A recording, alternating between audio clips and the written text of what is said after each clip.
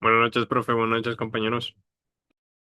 Hola Steven, buenas noches, ¿cómo están? Bien, profe, gracias. Buenas noches, profe. Buenas noches, compañeros. ¿Qué tal? ¿Cómo les va? ¿Cómo les ha ido? ¿Qué tal esos pronósticos mundialeros? Buenas noches, profesor, compañeros y compañeras. Buenas noches, profe. ¿Cómo están? ¿Cómo les van los proyectos?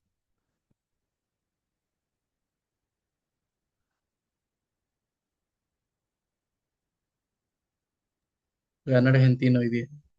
No, todavía no juegan, ¿cómo va a ganar? Hoy día no es que le toque jugar. Sí, por eso digo, hoy juega, pero todavía no, no, no hemos visto el resultado.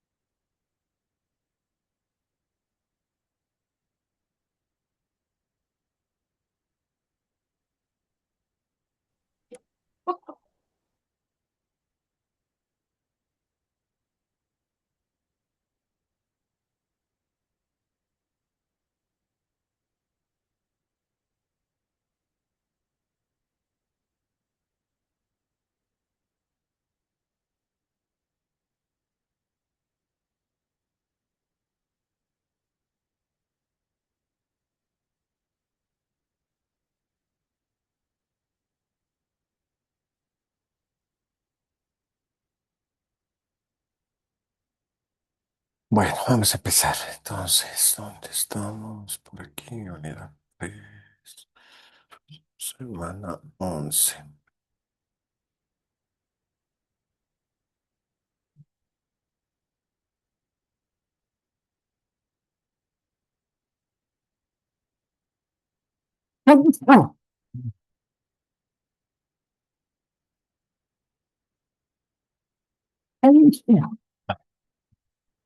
Excusa.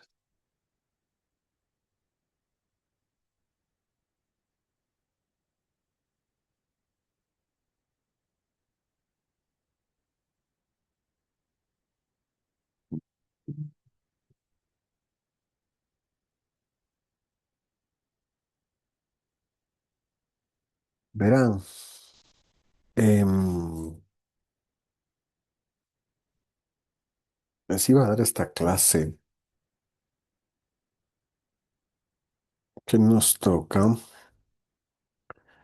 pero me parece que creo importante más bien exponerles algo, una primicia. Mm, puede ser que les exponga una primicia, tiene toda la razón. Vamos a ver, algo que es de ustedes de Educomunicación. Mm, Vamos a ver, sí, sí, sí, sí, vamos a exponer eso. No lo había pensado.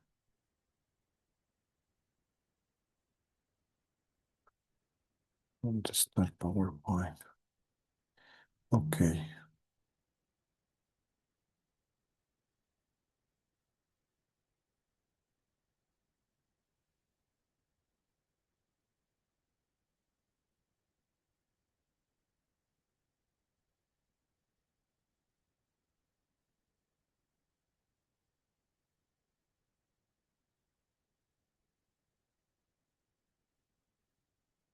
Ujú.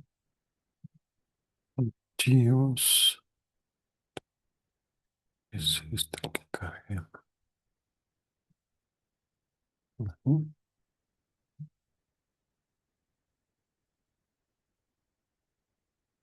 Ok, sí. Sí, chicos, vamos a tener una clase muy privilegiada esta tarde, esta noche. Así que eh, voy a cambiar el guión. No lo tenía pensado y ahorita se me ocurrió. Así que, ¿dónde estamos? Deja de compartir.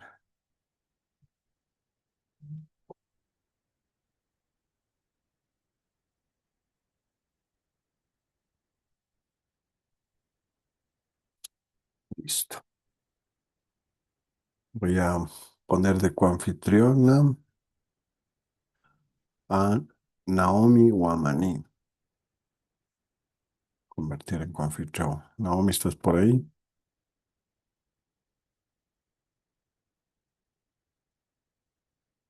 Buenas noches, profe. Naomi, vas a ser coanfitriona por si acaso algún compañero o compañera salga del aula, ¿de acuerdo? Y Ya, profe. está en sala de espera. Gracias, Naomi.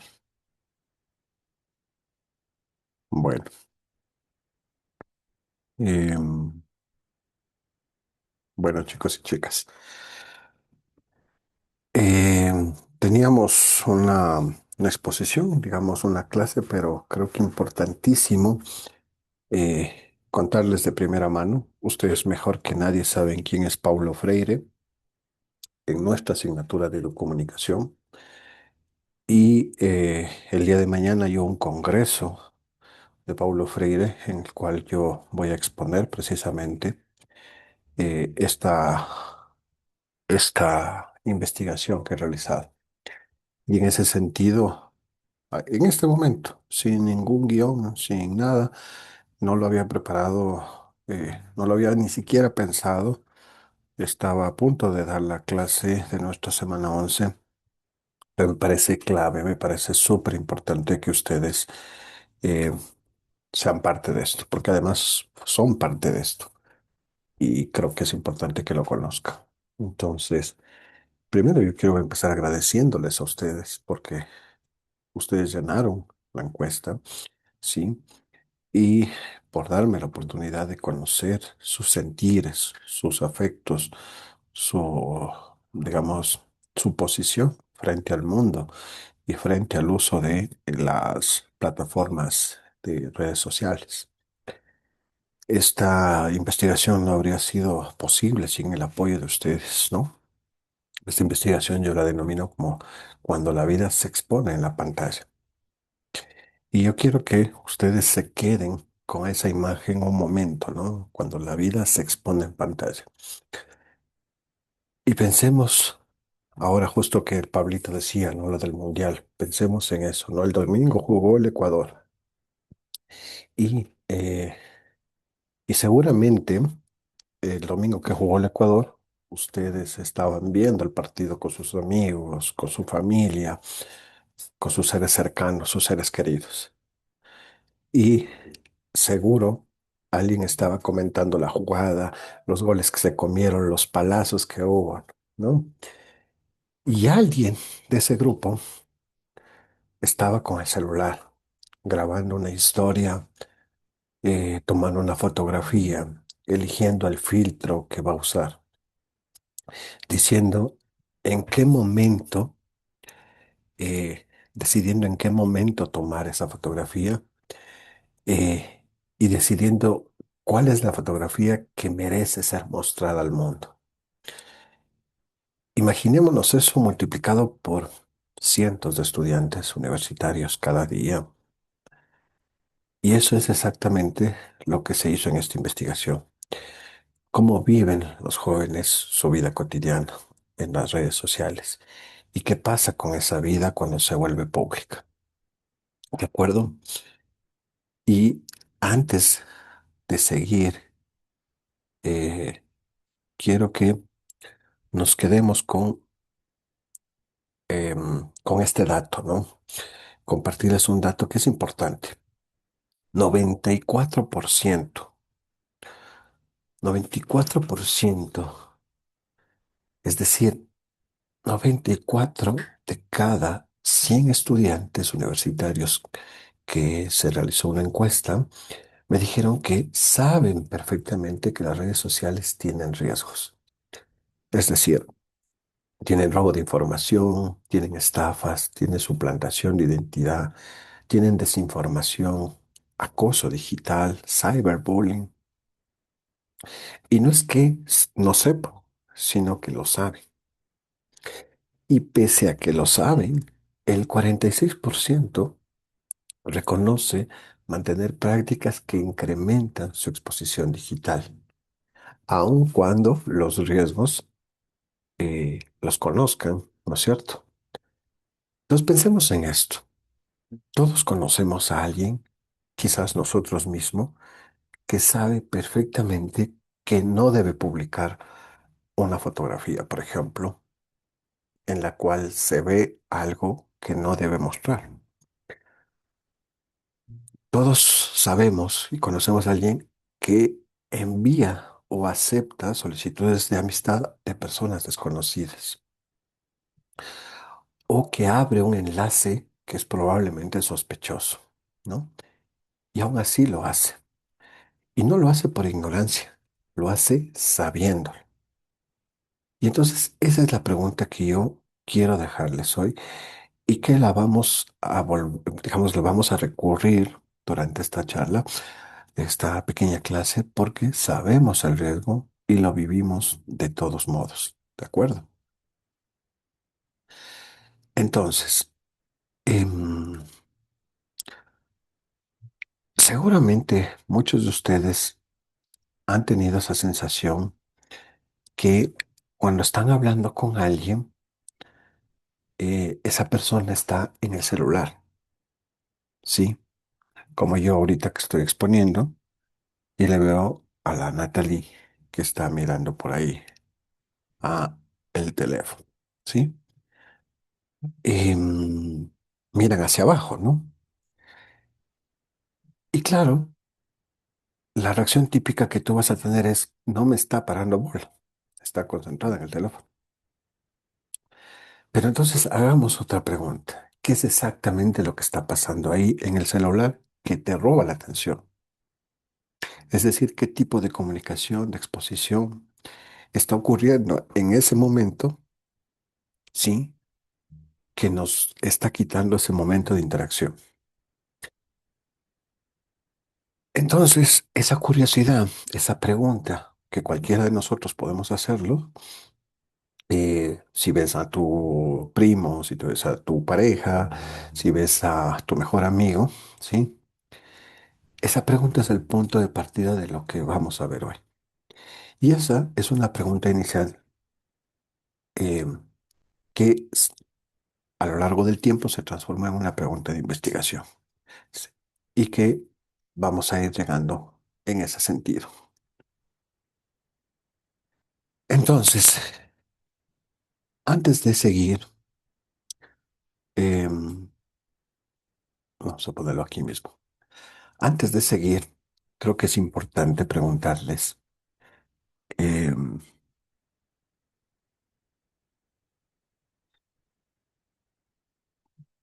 a ver, Paola, De profe. ¿publicaste algo hoy en redes sociales? Ojo, publicar no es solo lo que, pues digamos, no es solo subir una foto, publicar es reaccionar con un like, reaccionar con un corazón, reaccionar a un emoticón, a un sticker, compartir un sticker, dar like, subir una foto del desayuno, dar corazón a una historia, un comentario rápido. ¿Sí? ¿Tuviste algún tipo de interacción? ¿Publicaste algún tipo de interacción en las redes hoy día? Sí, yo no publiqué nada, pero sí reaccioné a unos memes que le hicieron al presidente Noboa cuando le enfocaron en el partido. Ujú, muy Ese sí bien. reaccioné, profe, porque sí estaban, la verdad, bien chistosos. Muy bien. Solo paréntesis, ¿se acuerdan que tuvimos una clase en segundo semestre de la ironía en en la semiótica, ¿no? En los memes, ¿se acuerdan, no? La ironía en los memes. Ahí vimos justo eso que acabas de decir y es espectacular como un meme tan simple puede hacer una ironía y justamente lo que dices, ¿no? Compartir. Pero bien, les invito a que nos quedemos con esa sensación, no para juzgarla, sino porque todos hacemos eso, todos reaccionamos, compartimos, ¿sí? Sino que eso que acaban de recordar que hicieron en redes sociales es exactamente el objeto de la investigación. Entonces, hay una idea que es clave y que cambió cómo se entiende las redes sociales desde esta perspectiva de la investigación. Y aprovechando lo que decía el Pablito, que estamos en la fiebre mundialista, que pensemos en esa transmisión de fútbol justamente ahora que empezó a jugar Argentina, ¿no? Entonces, cuando vemos un partido por televisión, por el celular, no estamos viendo todo lo que ocurre en la cancha, ¿no es cierto, Pablito? Hay un director de cámaras que decide en Ecuador, si ustedes van a trabajar en algún momento en los temas técnicos de producción audiovisual, a eso se denomina ponchar. Entonces, el director de producción dice, ponchale al árbitro, ponchale al arquero, poncha la media cancha, poncha la toma abierta, ¿sí? Y entonces hay un director que eh, aparece, ¿sí? Em, y él decide qué jugada se repite, qué toma se acerca al rostro, a quién hay que enfocar y qué acción pasa desapercibida. Entonces resulta que alguien está tirado en la cancha, pero le sigue el balón. Entonces, ¿no? Entonces, los algoritmos funcionan de manera parecida. Cuando entramos a TikTok, a Instagram o a Facebook, no vemos todo lo que publican las personas que seguimos. Vemos una selección hecha por el algoritmo de esa red social. El algoritmo decide qué contenido aparece primero, cuál merece repetirse una y otra vez en nuestro feed y cuál prácticamente desaparece de nuestra vista. Y así como la transmisión del mundial puede durar varios minutos en una jugada que es polémica, por ejemplo, un penal o un offside, las plataformas priorizan los contenidos que provocan reacciones, que provocan sorpresa, indignación, curiosidad y que por lo tanto le apuestan al entretenimiento. Por eso, después de un video, aparece otro parecido, no sé si les ha pasado. Entonces resulta que el Alex ve una jugada de un partido o está buscando los resultados y empiezan a aparecerle solo jugadas de partido. Y les llegan notificaciones justo cuando iba a cerrar la aplicación de la actualización de estado de la FIFA. ¿Ya? Entonces parece que está diseñado para que sigamos mirando.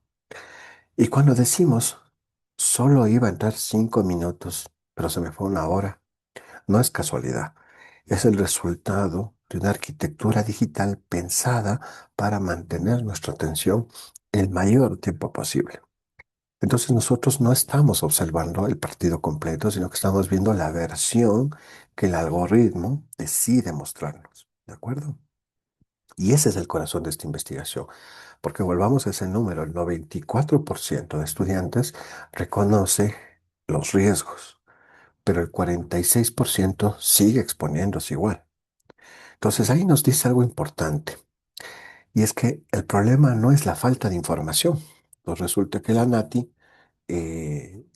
sabe muy bien cuáles son los riesgos, ¿ya? La Nati ha asistido a charlas, ha visto campañas de advertencia sobre el uso de redes sociales. Entonces el problema no es información, es de formación, de cómo aprendemos a relacionarnos con las herramientas. Por eso, el objetivo concreto de esta investigación es entender cómo se construyen esas condiciones de vulnerabilidad a través de lo que los jóvenes hacen todos los días, sin pensarlo, es decir, de manera inconsciente en sus redes sociales. ¿Y cómo se investiga esto? Y aquí viene la parte más importante, ¿de acuerdo? Em, Imagino la Nicole dice, bueno, vamos a escuchar, digamos, la teoría de cómo está el método, el método que utilizó, su metodología. Pero quiero decirles que no me quedé en la teoría, sino que lo que hice fue ir directamente a escucharles a ustedes.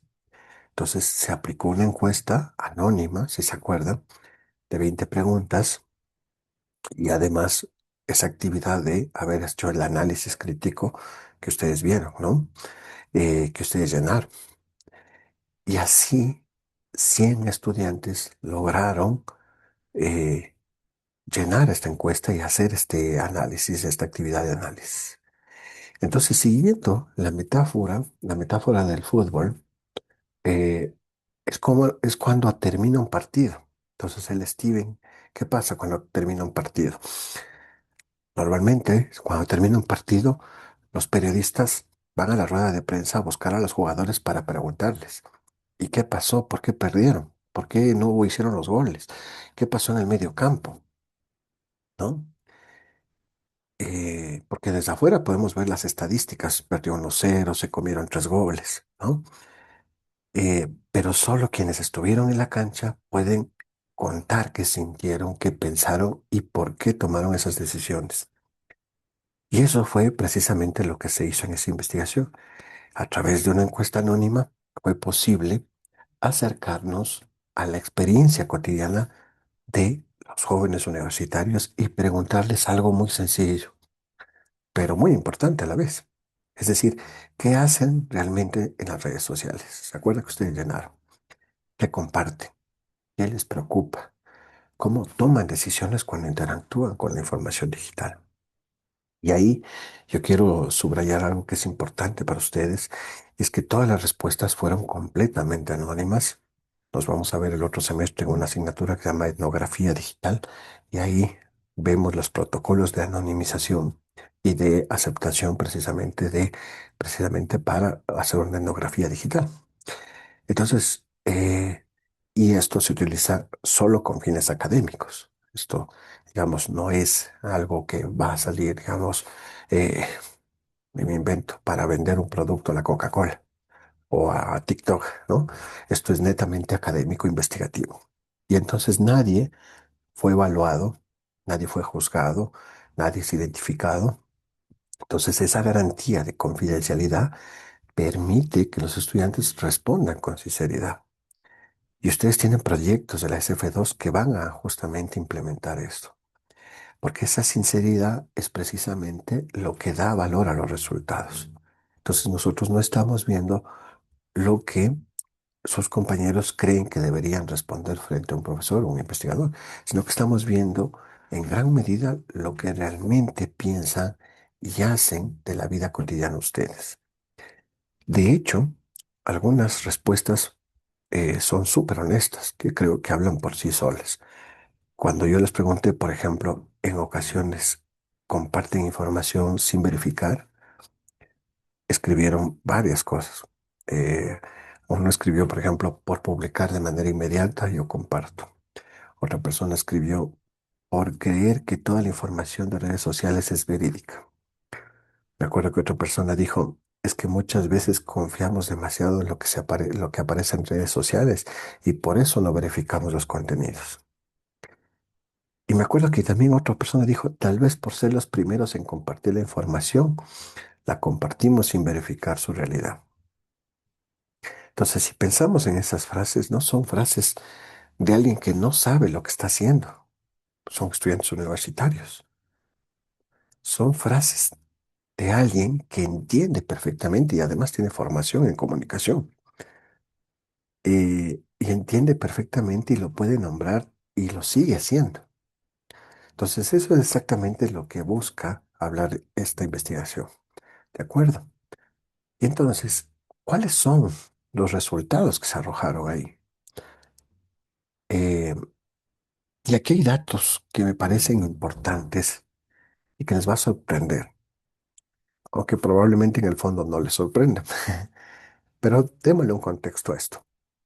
Primero, el contexto general.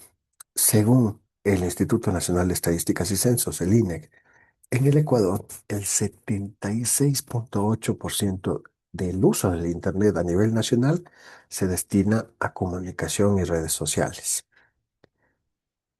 Y algo que me parece muy revelador, y es que el uso de Internet con fines educativos ha venido cayendo del 12,3% en el 2022 a el 6,9% en el 2025. ¿Qué quiere decir esta cifra? Que tenemos mucha más conexión, pero la estamos usando cada vez menos para aprender y cada vez para entretenernos. Entonces, Ahora miremos las plataformas que más usan los estudiantes. Ustedes ya lo sospechan.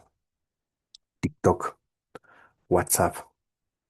Si tuviéramos, volviendo a la metáfora del Pablito del fútbol, si tuviéramos que armar una alineación titular del uso digital de estos jóvenes, eh, TikTok juega de delantero, WhatsApp es volante, el que toca el balón, ¿sí?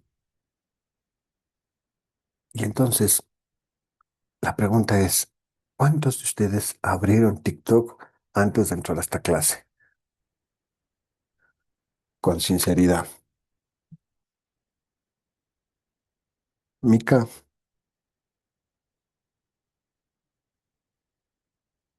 muy bien. Yavile, muy bien. Y eso no es anecdótico ni se juzga. Gracias por levantar la mano. Es estructural. Esto es importante. Es estructural. Porque volviendo a nuestra metáfora, imaginémonos, ¿se acuerdan? Si estamos un poco el tema del mundial, eh, el VAR, que de hecho hay memes de eso, ¿no? El VAR es la pantalla para revisar cada jugada, ¿no? Entonces, nosotros no estamos revisando cada jugada una y otra vez. Nos durará solo 4 semanas cada 4 años que juega el mundial, ¿no es cierto? Entonces, resulta que eh, el TikTok, el WhatsApp, no son aplicaciones que tenemos instaladas, sino que son los espacios donde una buena parte de la vida social se desarrolla. ¿De acuerdo? Y aquí aparece uno de los datos que a mí personalmente me llamó la atención y, y es que el 48% de los estudiantes encuestados reconoce haber compartido información sin verificarla o no estando seguro de que sea verdadera. Entonces pensemos en algo cotidiano y seguramente a ustedes les ha pasado. Entonces, eh, llega un mensaje de WhatsApp al grupo de familia que mandó el tío, una noticia alarmante o una promoción espectacular que dice, sí, no sé, Supermax está regalando esto, o la el tía, eh, o los consejos de salud para adelgazar, para el colesterol, ¿sí? Entonces, muchas veces la gente reenvía porque piensa o pensamos que es mejor enviarlo antes de no enviarlo. El problema es que en ese momento no estamos comprobando si la información es verdadera. ¿De acuerdo? El Pablito puso esta metáfora futbolera. Em, entonces, digámoslo así, ¿no? Es como festejar un gol eh, antes de que el árbitro vaya a ver la jugada en el bar. Entonces todos gritan, saltan y comparten la emoción, pero todavía nadie ha confirmado si el gol es válido. En las redes sociales ocurre lo mismo. Es decir, compartimos primero y verificamos después, si es que llegamos a verificar. Entonces, lo más interesante es que este resultado no surge de una acusación externa, sino que son los propios estudiantes quienes reconocen que esto ocurre a través de esa encuesta. Y entonces eso nos muestra algo súper importante, que el desafío actual no es únicamente acceder a más información, sino desarrollar la capacidad crítica para detenernos unos segundos, revisar la fuente y preguntarnos si lo que estamos a punto de compartir merece realmente ser difundido. Y el 90% de los estudiantes cree que los jóvenes no reflexionan críticamente sobre lo que comparte. ¿De acuerdo? Y entonces hay hallazgos importantes en esta investigación, porque ese mismo 90% de estudiantes considera que las redes sociales influyen significativamente, ojo con esto, ojo con esto que les voy a decir, Ustedes y sus compañeros aseguran que las redes sociales influyen significativamente en la búsqueda de aprobación y reconocimiento social. Y aquí es donde los datos que ustedes están viendo empiezan a conversar. Porque por un lado encontramos dificultades para detenerse a verificar o reflexionar críticamente sobre los contenidos que se comparten, pero por otro lado encontramos una fuerte necesidad de obtener aceptación, visibilidad, la validación que se denomina. Entonces, pensemos de nuevo en esto del Mundial del Fútbol. Entonces, todos queremos que nuestro equipo gane, que todo el estadio grite nuestro himno nacional y que griten el gol del Ecuador. ¿Sí? El problema surge cuando la necesidad de escuchar esa ovación se vuelve más importante que analizar la jugada. Y eso pasa en las redes sociales. El número de me gustas, el número de visualizaciones, el número de comentarios o el número de seguidores puede transformarse en una especie de marcador permanente de validación que nos dice si estamos siendo aceptados o no. Y cuando la atención se convierte en un premio, muchas veces dejamos de preguntarnos por las consecuencias de lo que publicamos, compartimos o consumimos. Y después vemos cómo los influencers empiezan a hablar cosas que desconocen. Y ahí es donde comienza a construirse la vulnerabilidad digital. Y hay que ser muy claros en este punto. Este no es un problema individual, ni un defecto de los jóvenes estudiantes. Es decir, no estamos hablando de personas que son débiles o menos responsables, sino que estamos hablando de plataformas de redes sociales que están diseñadas precisamente para captar la atención, para generar interacción y para convertir el reconocimiento social, la validación social, en una recompensa constante. Por eso, más que culpar a los usuarios, nosotros debemos preguntarnos cómo educamos, ¿sí? Y ese cómo educar pasa para que las personas comprendan estas dinámicas y puedan relacionarse con ellas de manera más consciente, más crítica y más autónoma. Entonces,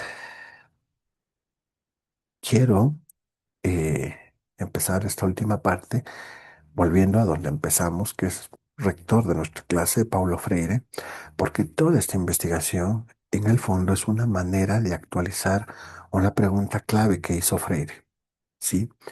Y él decía, ¿de qué sirve enseñar contenidos si no ayudamos a las personas a leer críticamente el mundo en el que viven? Y hoy ese mundo está plagado de pantallas, de deslizar.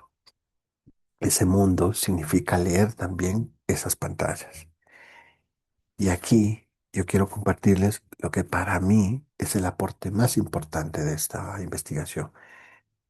Más allá de cualquier porcentaje, sí, desde la parte cuantitativa, sino más bien la cualitativo. La mayoría de los estudios sobre jóvenes y redes sociales parten de una pregunta. Y es que los estudios suelen decir, ¿por qué los jóvenes son tan imprudentes con su información? Pero si nos damos cuenta, esa pregunta pone el peso en la culpa de los estudiantes. ¿De acuerdo?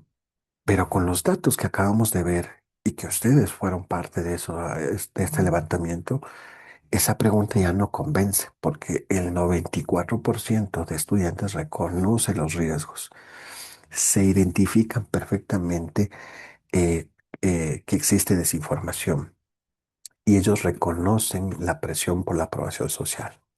Y aún así continúan reproduciendo estas prácticas. Entonces vemos que el problema no puede ser que los estudiantes no saben. Los estudiantes sí saben. Lo han dicho con sus propias palabras en esta investigación. ¿Sí? Por eso, esta investigación propone cambiar la pregunta y en lugar de preguntar por qué los jóvenes son imprudentes, La pregunta debería ser, ¿qué tienen estas plataformas? ¿De qué manera están diseñadas para que incluso las personas que conocen perfectamente los riesgos sigan actuando de la misma manera? Y si nosotros aceptamos esa pregunta que yo planteo, entonces, como docentes, como universidad, a nosotros nos toca una pregunta más incómoda aún. Y es que si nosotros estamos formando profesionales capaces de leer críticamente las plataformas que moldean la vida cotidiana, no de usarlas, porque de usarlas ustedes lo saben usar muy bien.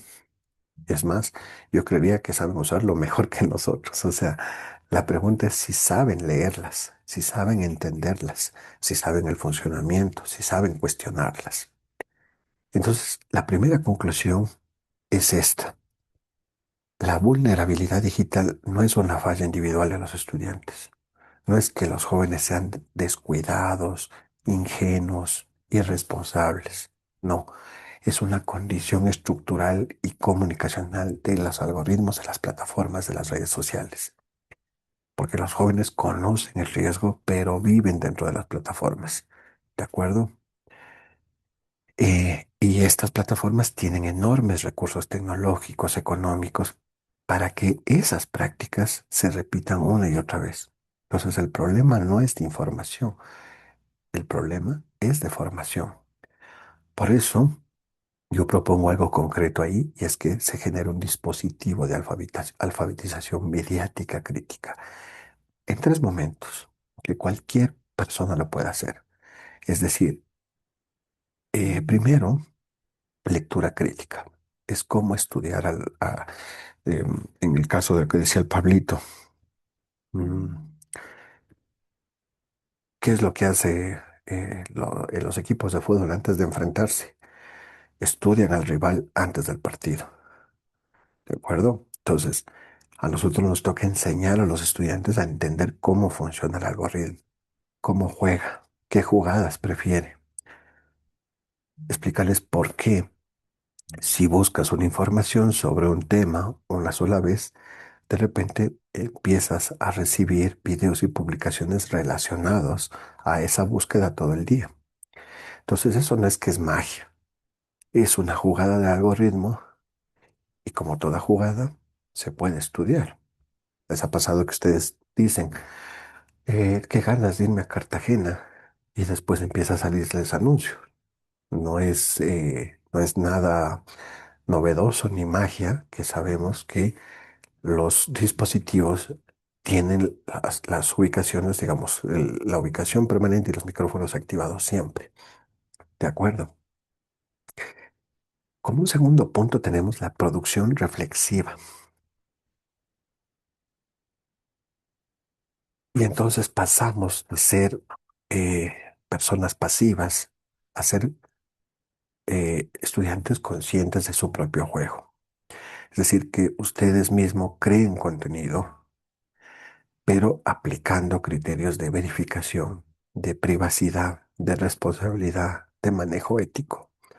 Entonces, antes de publicar algo, hacerse preguntas. ¿Esto es verdad? ¿Quién podría ver esto? ¿Estaría cómodo si mi familia lo viera en 5 años? En otras palabras, mirar la jugada en cámara lenta antes de patear la pelota. Y esto es muy Paulo Freire, un punto importante. El círculo de cultura es el análisis del partido después de el pitazo final. Es decir, que todos juntos en un grupo estemos revisando las jugadas, un espacio de diálogo colectivo, donde revisamos estas prácticas que se han vuelto tan cotidianas que ya ni las cuestionamos, como cuando una conversación entre amigos después de haber jugado, ¿de acuerdo? Nadie se atreve a decir algo hasta que una persona lo dice en voz alta, ¿de acuerdo? De hecho, lo que acabamos de hacer, leyendo las respuestas de ustedes, es justamente eso. un pequeño círculo de lectura, nuestra propia repetición de la jugada. Y antes de cerrar esta parte, yo tengo una última pregunta, pero esta vez no es para que alcen las manos, es para que se, se lleven de reflexión. Pensemos en silencio en algo que ustedes publicaron en algún momento. Entonces imagínense ustedes publicando algo y pregúntense con calma y en silencio si lo miran hoy de nuevo, ¿lo volverían a publicar o ya fue? Entonces, esa reflexión, ese segundo de duda que nos genera, es exactamente lo que yo propongo. Es que no necesitamos más tecnología, no necesitamos prohibir nada, sino que necesitamos generarnos más pausa, ¿sí? Más bar para nuestra propia vida digital. Y esa pausa, en el fondo, es la concientización de lo que hablaba Paulo Freire. ¿De acuerdo?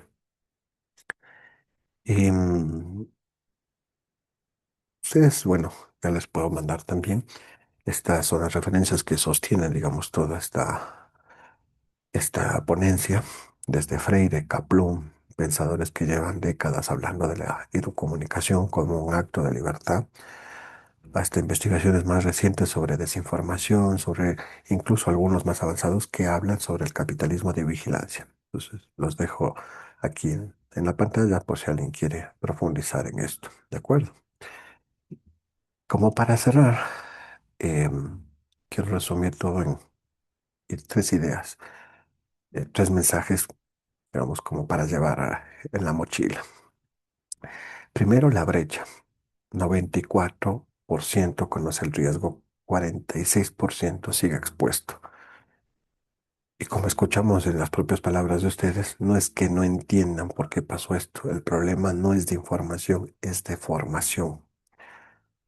Saber no es lo mismo que actuar. Saber dónde está el arco no es lo mismo que saber patear y hacer el gol en el arco, ¿sí? Segundo, el territorio, TikTok y WhatsApp no son neutrales, no son solo herramientas que usamos como queremos. Son arquitecturas diseñadas, son canchas con reglas propias que en cierta medida también nos van formando a nosotros como estudiantes.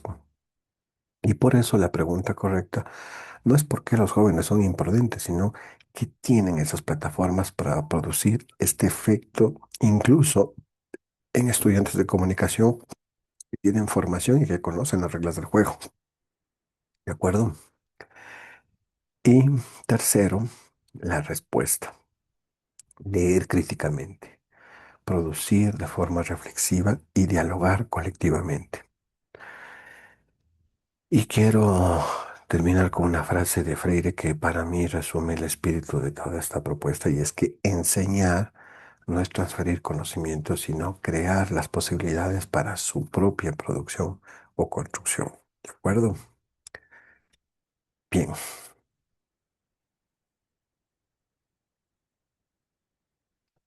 preguntas.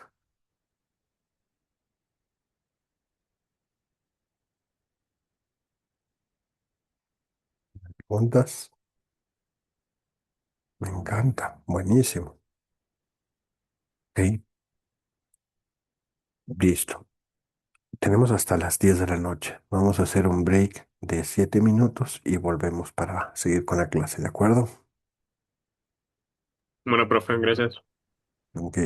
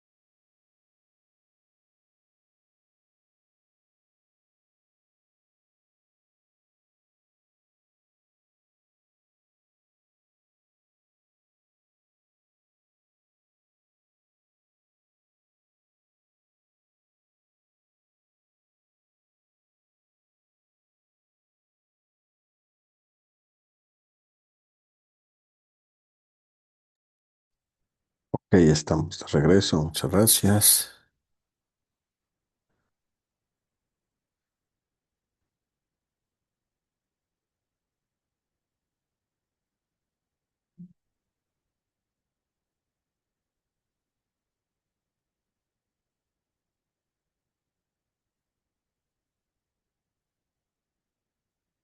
¿A cómo van, Pablito?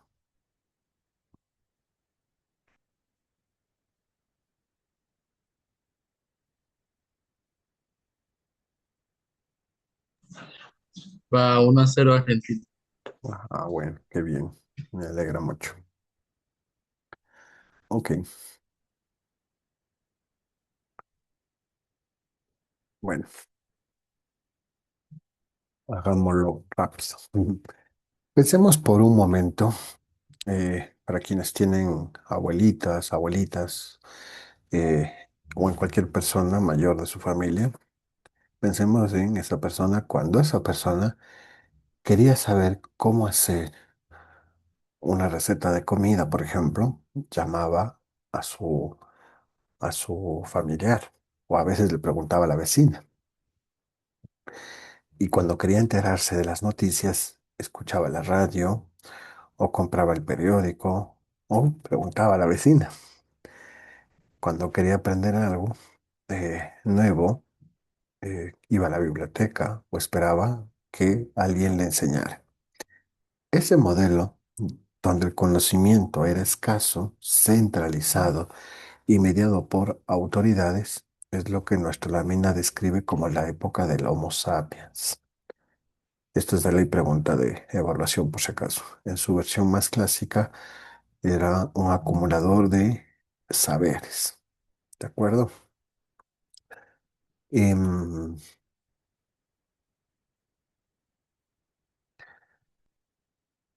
el ser humano, como acumulador solitario de información, es decir, esa persona, el maestro o experto, el conocimiento en ese momento era poder, y ese poder estaba por lo general en pocas manos. Pero había un segundo momento, eh, que es el aprendizaje conectado. Es decir, con la llegada del Internet y en América Latina, eso se sintió especialmente fuerte desde los años 90 hasta los 2000. Entrando a los 2000, empezamos a pasar de recibir información a intercambiar información, aunque sea por foros, correos electrónicos, blog de notas, ¿de acuerdo? Todo eso fue el primer germen de lo que hoy vivimos. Y tercero, el Homo socialis. Todo esto, como les digo, hasta la mina es pregunta de cajón de las sumativas, pues de las evaluaciones. De hecho, justo entregué, que por cierto, un segundo, tengo que hacer una pausa, tengo que mandar un correo.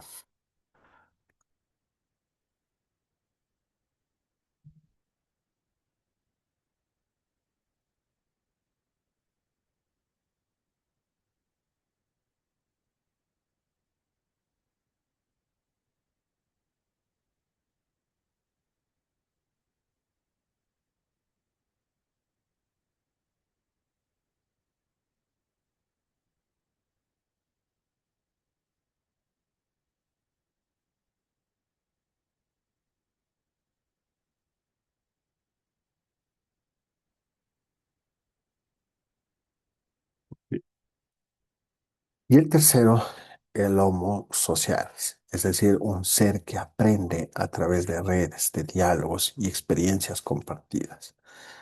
Un ser que no solo consume contenido, sino que lo produce, lo comenta, lo transforma y lo redistribuye. Es decir, un nodo activo dentro de una red global. Yo, por ejemplo, les pregunto, ¿recuerdas dónde aprendiste a usar por primera vez TikTok, por ejemplo, Steven, o WhatsApp? ¿Lo aprendiste en un foro, en una biblioteca?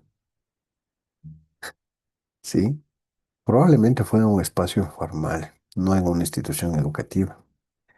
Eso es Homo socialis en acción, el aprender una herramienta a través de la socialización.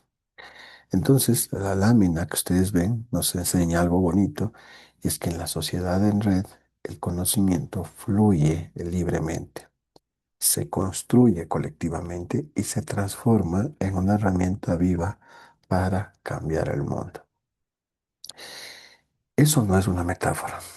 Eso, lo que pasó con el movimiento, por ejemplo, estudiantil en Chile, con los apagones en Venezuela, con la organización comunitaria, cuando fue el terremoto aquí en Ecuador, las redes sociales fueron el sistema nervioso de respuesta colectiva, al igual que en los paros. ¿De acuerdo? Y entonces entramos a algo maravilloso que se llama inteligencia colectiva, que también es pregunta de cajón. Y es quizás uno de los temas más centrales de la clase, la inteligencia colectiva. ¿Y qué es la inteligencia colectiva? ¿Cómo entendemos eso? Si ustedes ven la lámina, nos ofrece una analogía que a mí me parece interesante porque la analogía de las abejas, ¿no es cierto? Cuando hablamos de una analogía de abejas, pienso en, eh, por ejemplo, también en comunidades como las manabitas, las comunidades indígenas de la Sierra Norte del Ecuador o en los barrios populares de Guayaquil, donde los vecinos saben colectivamente cómo arreglar la electricidad, cómo cuidar el agua, cómo organizarse. Entonces volvemos a esa metáfora. Ninguna abeja individual sabe construir una colmena, pero todas las abejas juntas, con roles específicos y comunicación constante, crean una arquitectura perfecta del panal, ¿de acuerdo? Y eso es inteligencia colectiva, ¿de acuerdo? Entonces la inteligencia colectiva funciona de la misma manera. La lámina nos muestra cuatro dimensiones de esta inteligencia colectiva.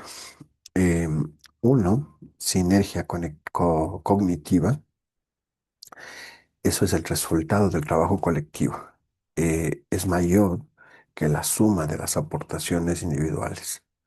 Es decir, dos personas pensando juntas generan ideas que ninguna habría tenido de manera solitaria. Eso en psicología tiene un nombre, ¿eh? Se llama el efecto de amplificación del pensamiento en red. Y tenemos un punto dos que es colaboración, es decir, la creación conjunta de significado y soluciones.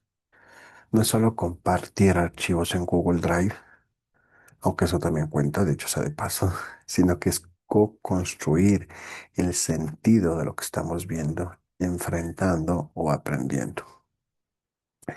Y un tercer punto que es la creatividad emergente, nuevas ideas que surgen precisamente de el intercambio. Entonces hay investigaciones latinoamericanas fascinantes sobre cómo los grupos de WhatsApp de madres y padres de colegios públicos generan soluciones educativas durante la pandemia que ningún ministerio de educación pudo arreglar. ¿De acuerdo? Y un cuarto punto es un alcance global.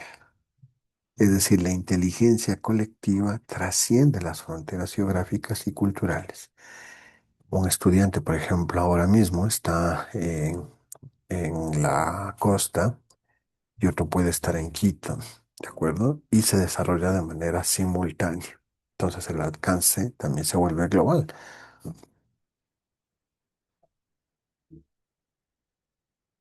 Y si ustedes se dan cuenta, hay debates en redes sociales que a veces cambian nuestra posición frente al mundo, ¿de acuerdo? Es decir, conversaciones en redes sociales donde el debate colectivo cambia nuestra opinión, ¿de acuerdo? Eso es inteligencia colectiva, el intercambio que modifica el conocimiento individual. Y tenemos algo maravilloso que ya lo habíamos visto brevemente y que seguramente lo van a aplicar en sus proyectos, que es lo de el consumidor prosumidor. El concepto del prosumidor es uno de los más importantes de de toda esta unidad, porque viene de la fusión de dos palabras, productor y consumidor. Esta pirámide que ustedes ven, una pirámide en en tres niveles, antes en la base estaba el consumidor pasivo, luego viene el competidor y en la cima está el prosumidor. Con la llegada del Internet pasamos de un esquema vertical con emisores y receptores a un modelo horizontal donde todos pueden producir, compartir y transformar el conocimiento. ¿De acuerdo? Piensen en el fenómeno de creadores de contenido latinoamericanos, por ejemplo, en Quito, en Ambato, en Guayaquil, en Medellín, que explican cómo reparar celulares en TikTok. Entonces, si ustedes les pasan algo en el celular y dicen, se me cayó en el agua, vas a TikTok y te sale eh, 3 millones de videos de cómo reparar un celular. ¿Sí? Y así mismo hay colectivos de personas, de ciudadanos, en los que documentan conflictos, por ejemplo, en los territorios. ¿De acuerdo? ¿Cuáles son las herramientas de la inteligencia colectiva?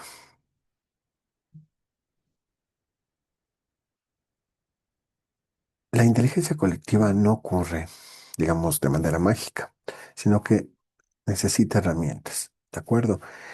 Y yo he puesto cuatro herramientas importantes. Una de las wikis, plataformas de construcción colaborativa, de conocimiento, de internet semántico sobre todo. Entonces, esos wikis eh, pueden albergar varios idiomas, varios grupos, ¿ya? Eh, también está el crowdsourcing, que es convocar a miles de personas para resolver problemas complejos. ¿Recuerdan cuando después del terremoto del 2010 en Haití, la plataforma se llamaba Ushinji, permitió a ciudadanos mapear en territorio real los sitios donde había sobrevivientes? Entonces, ahí vemos una claro uso del crowdsourcing.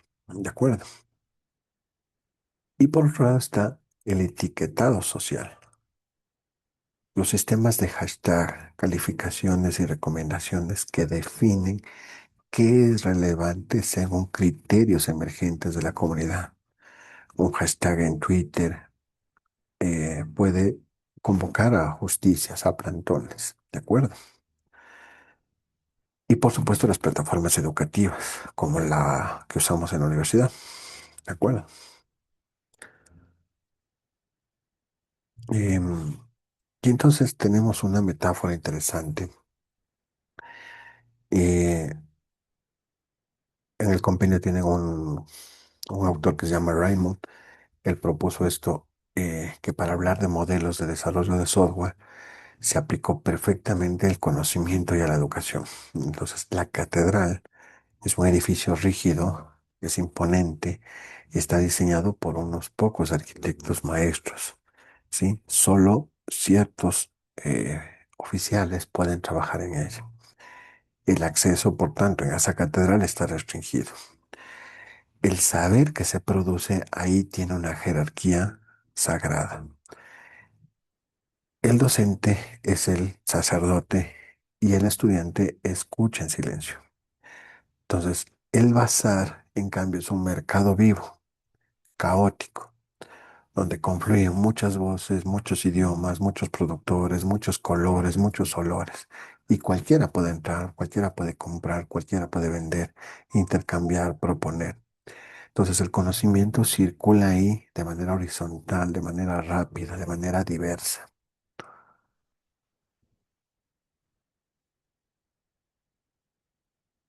Entonces,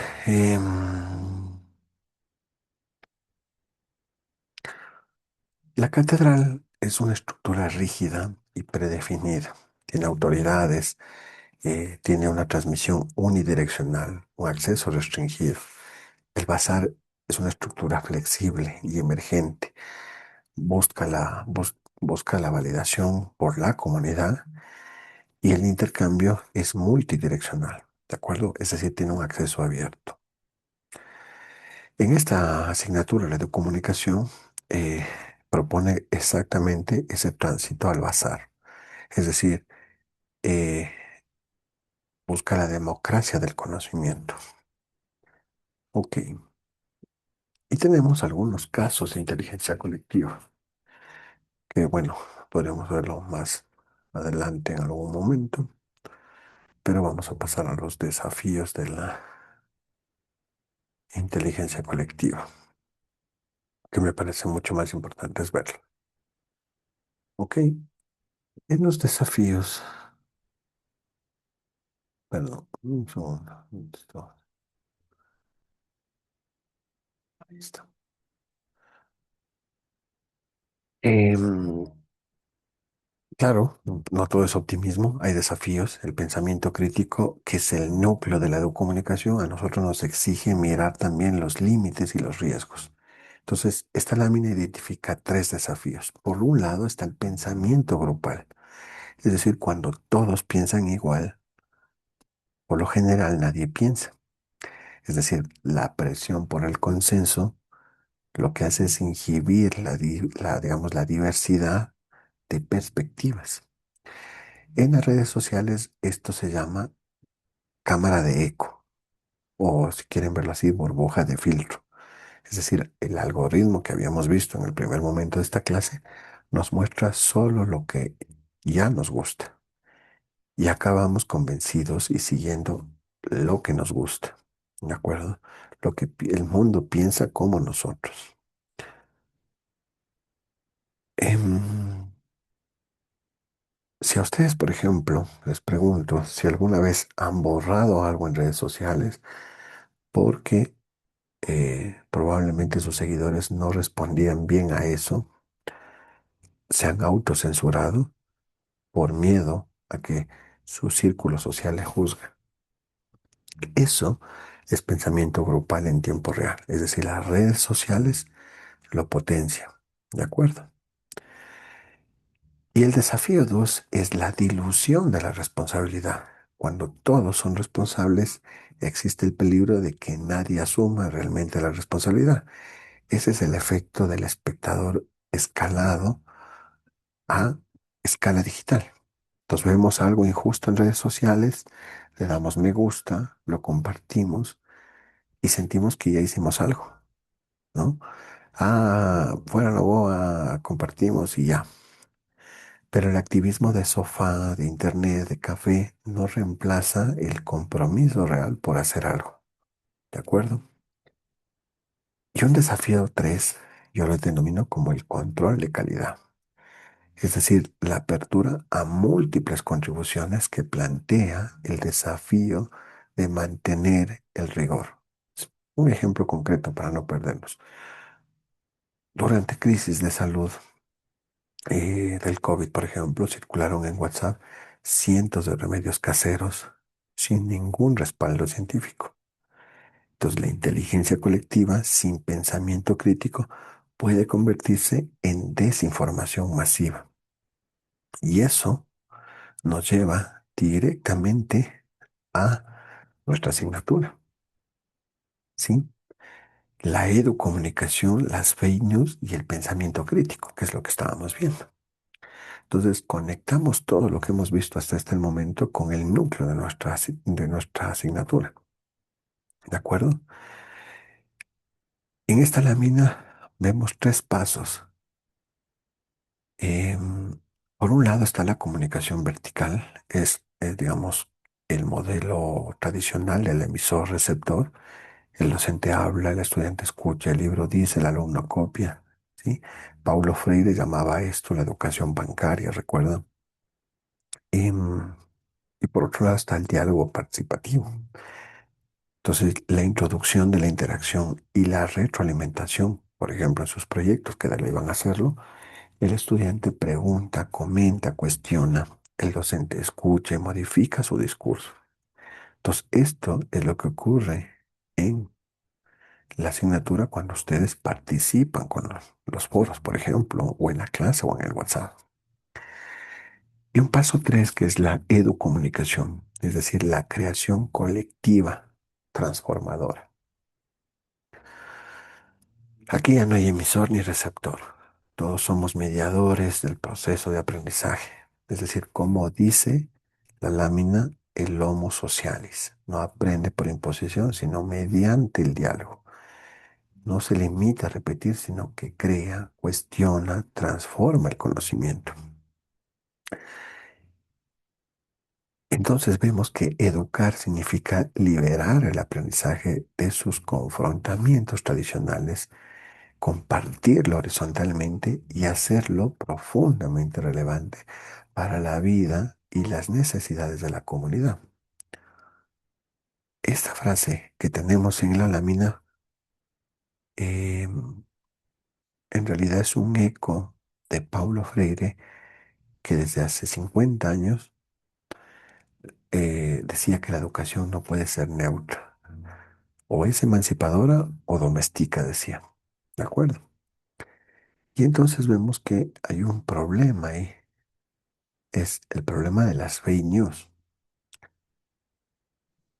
Eh, Porque uno de los mayores desafíos de la inteligencia colectiva es la desinformación, o lo que se denomina las fake news. Entonces, eso es importante porque el problema no radica únicamente en quién produce la noticia falsa. El problema radica en todos aquellos que de manera acrítica compartieron, replicaron la noticia. Entonces, esta acción es la que más poder confiere a la manipulación gracias a la masificación, la viralización del mensaje en la red.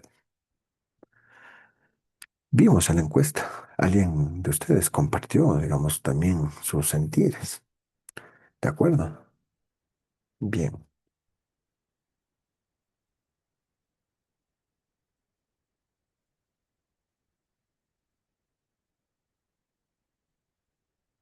Ok. Vamos a ver.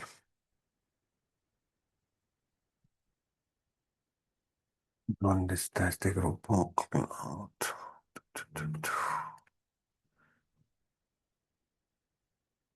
Ya no. A ver, chicos. ¿Dónde está educomunicación?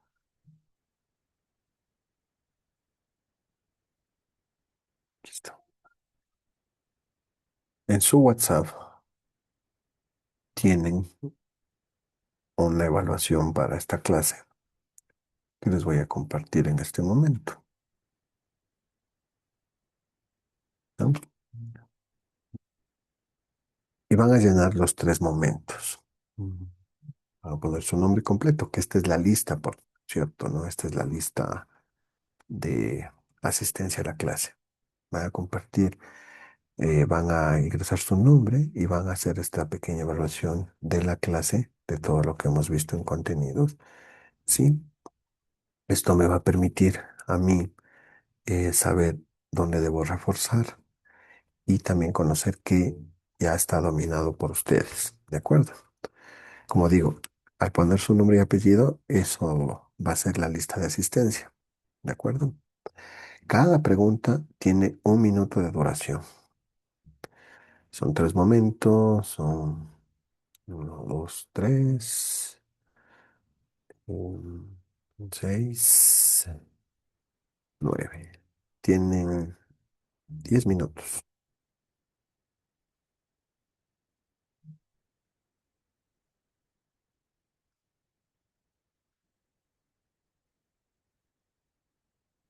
Yo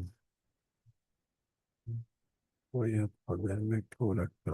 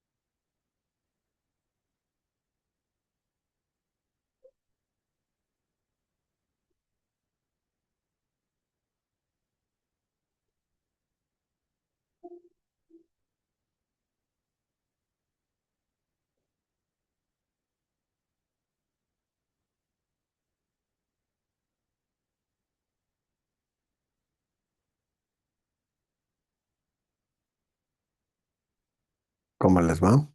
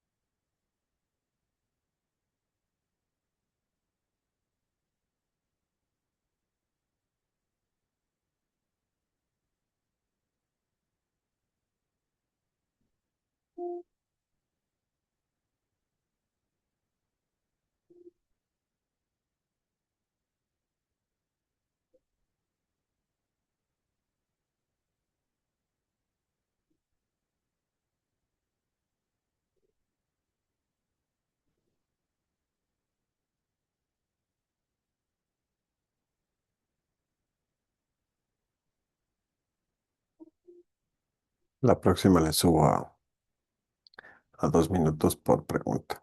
Tienen que hacer los 3 momentos.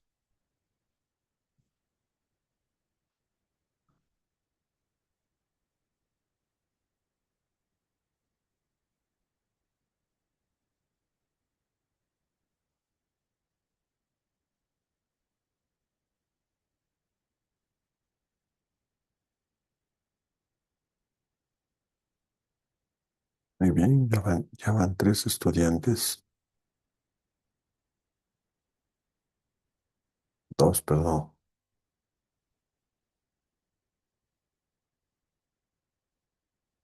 Nicole y la Mica.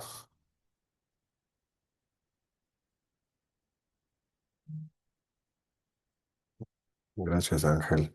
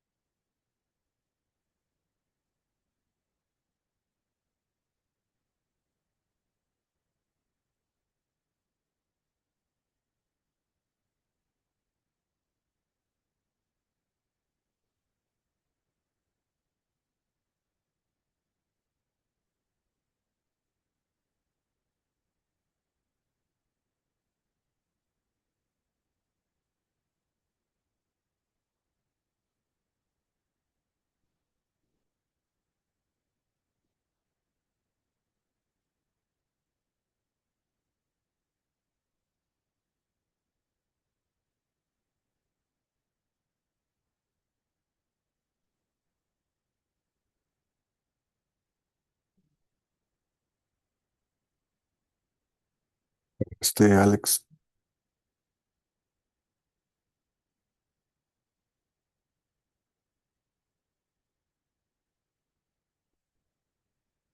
mm, 1, 2, 3, 4.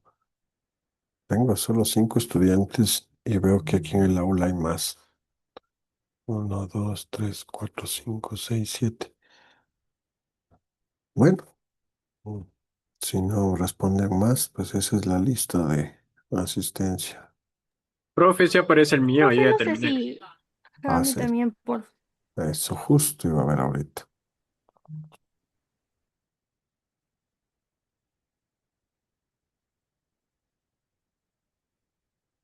Sí, ahí sí. Muy bien.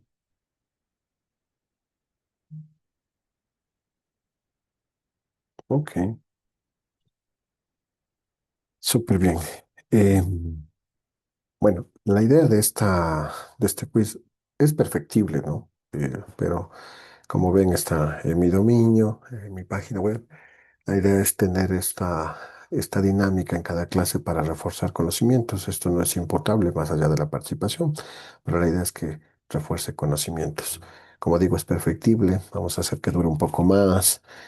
Ya vamos a ver algunas cosas más chéveres, pero la idea es ir cambiando la metodología y hacerlo más interactivo. Espero que les haya gustado esta clase y les voy a liberar. Perfecto. ¿Listo, Alex? Listo, profe, muchas gracias. Gracias a ti. Gracias, Pablito. Gracias, Mica, Naomi. Gracias, profe. Gracias a ti. Muchas gracias, profe.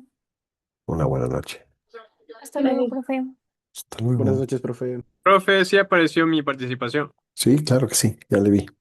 Ah, ya listo, profe. Gracias. Buenas noches. Hasta Buenas luego. noches. Y la mía, profe. También apareció. Profe, ¿y esta nota va enlazada con actuación en clase o para actividad?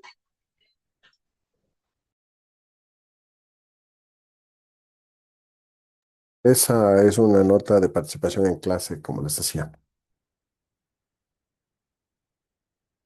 Ah, ya, profe, gracias. Listo, Hasta luego. Pablito. Linda Gracias. noche. Gracias a ti.